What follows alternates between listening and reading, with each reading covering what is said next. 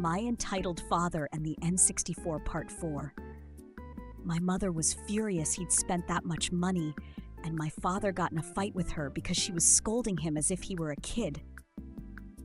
Anyone here have one of those moms who'd point to an older game system and yell, "It's the same thing!" And then you'd be like, "It's not the same thing!"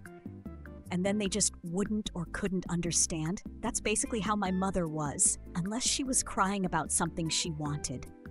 But she didn't care for video games at all. TV or a book with a cup of tea were her entertainment, and she was fiercely protective of her Nancy Drew collection. Either way, a Super Nintendo is not the same thing as an N64, and that's what my parents were fighting about. My father ended up coming back to my place to say it was all my fault because I had to go buy an N64. So he had to get an N64, and I should have just waited till they got cheap.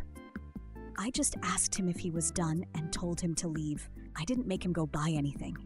That was all him. He looked like a tea kettle boiling over.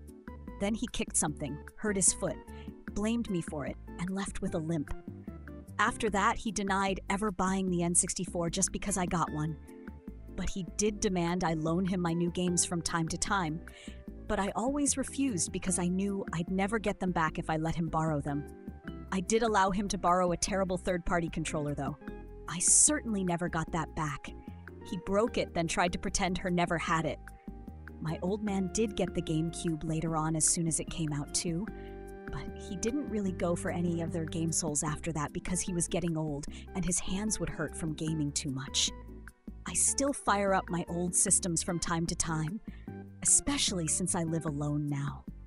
I'm divorced, my kids are adults out living their own lives, and my parents are both 6 feet under. So I have the time now,